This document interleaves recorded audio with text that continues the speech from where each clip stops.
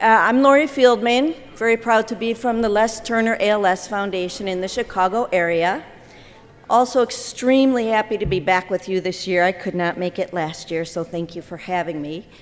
I'm going to be talking about the topic of personal death awareness, and just sort of on the topic of awareness in general, I wanted to share a couple of humorous things on my way to getting here. First of all, as always, I have my timer up here because my eldest teenager says, "You have no sense of time when you start talking about this, so make sure you're keeping track." So apparently I have no awareness of time, which is probably true.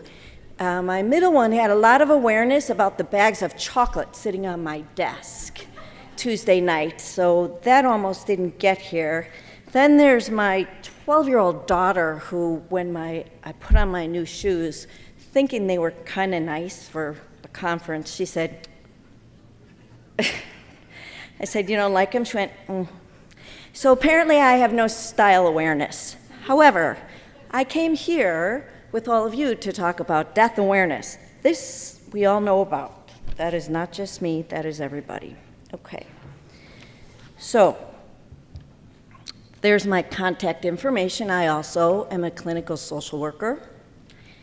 And as I said, once I get talking about all this, I get kind of enthusiastic, so I want to give my thanks now to the Les Turner ALS Foundation and the amazing team that I work with. Some of them, you may have noticed, were passing out the candy. And I also want to thank my friends from the UK across the aisle, across the pond. Thank you very much for indulging me.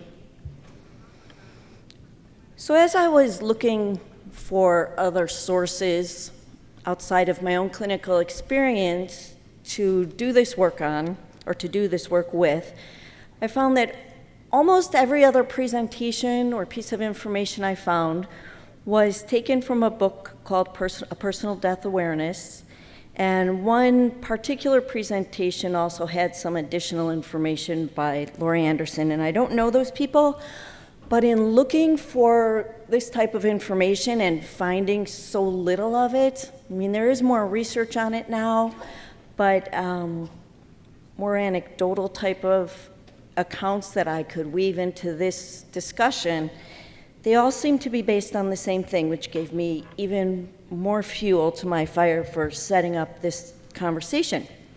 So what is this personal death awareness I speak of? Well, it's not just your own awareness of death, it's being aware of how you feel about death and why you feel that way. So full disclosure, the other reason for the chocolate was total bribery, again, to try and coerce you to look inside yourselves with me for this conversation, this presentation. It's a lot easier to talk about other people than to think about ourselves, and I include myself in that. So this topic is a little bit different, but I think by looking at it, we can make ourselves better clinicians and practitioners. This saying, "Eat dessert first," I clearly live by, and I wanted to share a little personal anecdote about it. I learned about this as a young child from my very favorite relative. Her name was Aunt B. We did not live in Mayberry, but I did have an Aunt B. And we were at some sort of a family dinner, but it was a buffet. She took me by the hand and over to the biggest table of desserts I've ever seen. And she said, "Here, we're gonna start here." And I looked at her, I'm gonna get in big trouble. She said, "No, that's okay. We should eat dessert first, life is short." Well, that has really stayed with me, and it makes so much sense in the context of what we all do in our work. So I share it with you because it reminds me of Aunt B, and I also wanted to share with you the fact that every time I talk about her, or even think about her, it brings up a lot of personal death awareness for me, because when she died, it was really the first time in my family that I was kind of allowed, if you will. Apparently I was a grown-up in my 20s, so I'm still waiting for some of them to think I'm a grown-up, but I was involved in some of her care and some of the hospice decisions and things like that. So I wanted to share this with you because I think it was the beginning of my own personal death awareness. So there's a lot of variables that affect each of our awareness about a lot of things, right? Why don't I have any sense of time? I don't know, or style. But let's talk about our awareness about death. We're coming back to that D word. Work with me here. So one huge variable is your past experience. Who do you know that has died? What has that experience been like for you? Each time somebody dies in our life, we're a different person because we're not the same person that we are at 35 as 25 at 15, etc. So the experience that you have with that death is very important and will affect how you feel even when you're working with your ALS patients.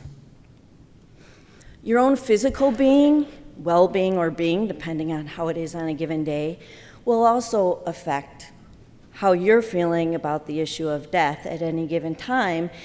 It kind of makes sense, Maslow's hierarchy. If you're not feeling well physically, something's buzzing. Oh, I'm getting a call on my phone. I think I'll leave that. It's not school, so no one's in trouble. It's from New Jersey. Okay. I'm not making this up. It's really ringing. That's kind of distracting. Anyway, so how you're doing physically, emotionally, what's going on? If you just had a fight with your spouse and you don't get to resolve it, and you go to work, you go to clinic, or if you're fortunate enough to have the wonderful privilege like I am of going to our patients and families' homes, you might not be in the best emotional place to deal with their impending death, let alone your own. And last but not least, current issues, what's going on in your own life. So for example, last week, we had a death in my family, very, very unexpected. It was a first cousin. And I noticed that 2 days after the funeral, when I went with one of our nurses to the inpatient unit to see this young woman, I really did not have a lot of good stuff, and I was surprised I wasn't aware of it. We had just had a support group, which is kind of draining in a wonderful way, but for those of you who facilitate support groups, those are pretty draining. But it was more than that, and I realized that I was so aware of personal death that it was too much for me to see this young woman laying in bed, and then there was a whole issue of suctioning and secretions, and as my colleagues know, that is not my strong suit. So that was not my best visit. So I was thinking about this topic and wondering, why is it so hard to talk about when we know we're all going to go through it? And in this room, you can actually say the D word and you don't send people screaming and running, as you may find that you do in other social situations. It's not the best topic. So as I was thinking about it, and actually thinking about my cousin's funeral, I was imagining that when we went to the cemetery, it would look like this. And again, thinking about, my own personal death awareness, I realized that I presume every single death will end like this, in a dark, cold cemetery. Definitely has snow on the ground because I hate when my feet are cold. So it's just as icky, that's a technical term I use with our patients all the time, but it's as icky as could be. But in reality, sometimes it's spring and you're not the only, yours isn't the only tombstone that you're looking at. But again, it's our perception and it's based on all those variables that I mentioned before.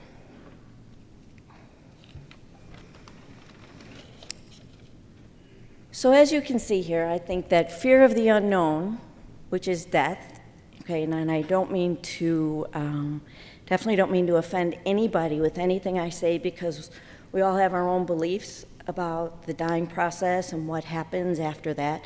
But regardless of your beliefs, I think it's not so scary when we can start by naming what the fear is and how it started. So for example, just using what I said earlier about going to see the young patient at the inpatient unit, I couldn't understand why I felt so frazzled. I kind of surprised myself. And then when I had a chance to walk outside on a beautiful day, I realized this is all just a little too close to home right now. And when I named it for myself, I felt like it wasn't this big craziness, it was a more contained craziness that I was feeling inside, but it felt more manageable. So another variable I wanted to mention that comes into play when we're looking at personal death awareness is your family of origin and your cultural traditions. How are you taught you're supposed to feel about it? You know, what are you supposed to do at a funeral or a wake or whatever your family's traditions are? Okay, so believe it or not, this is supposed to be a positive conversation. And the reason I believe that is because I think we need to increase our own self-awareness to give our patients our best, as I perhaps didn't do that Saturday morning in the inpatient unit, but we do the best we can.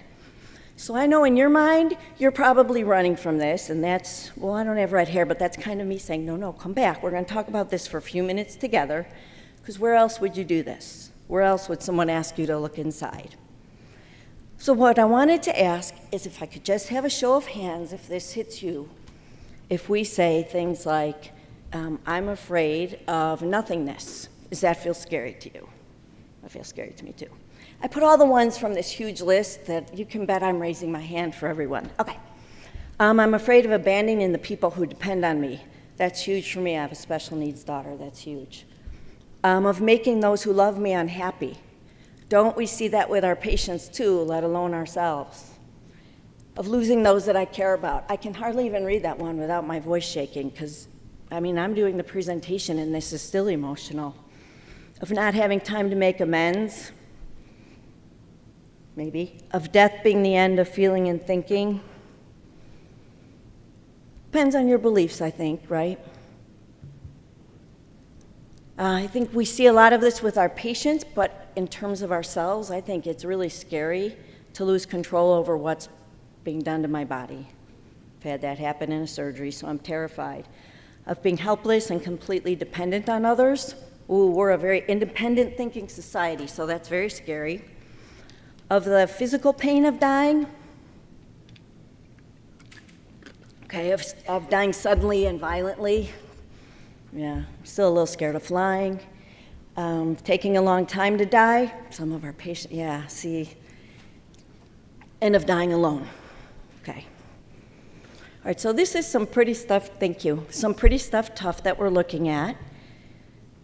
But I do want to reinforce the fact that the willingness to look at this, I think, can lead to a better life. And there's an article that I found that actually talks about this, but I'm going to go faster because my timekeeper's up there. There are exercises like the one we just did to help increase and improve your personal death awareness. You can draw a picture of death.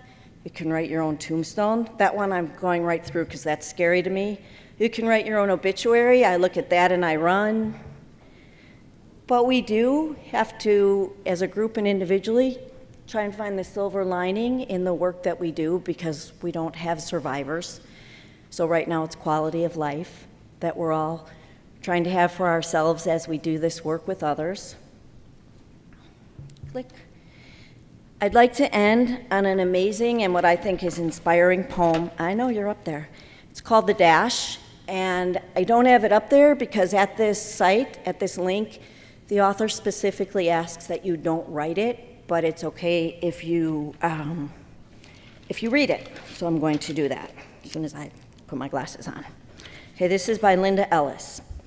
I read of a man who stood to speak at the funeral of a friend. He referred to the dates on the tombstone from the beginning to the end. He noted that first came the date of birth and spoke the following date with tears, but he said what mattered most of all was the dash between those years. For that dash represents all the time that they spent alive on earth, and now only those who love them know what that little line is worth. For it matters not how much we own, the cars, the house, the cash. What matters most is how we live and love and how we spend our dash. So, think about this long and hard. Are there things you'd like to change? For you never know how much time is left that can still be rearranged. If we could just slow down enough to consider what's true and real and always try to understand the way other people feel and be less quick to anger and show appreciation more and love the people in our lives like we've never loved before. I'm almost done. If we treat each other with respect and more often wear a smile, remembering that this special dash might only last a little while. So when your eulogy is being read, with your life's actions to rehash, would you be proud of the things they say about how you spent your dash? So that's pretty heavy stuff, but I think it's important to consider. Thank you for your attention. This actually reminds me of my 17-year-olds. And remember the dash, and even as you do this difficult work, please remember to laugh.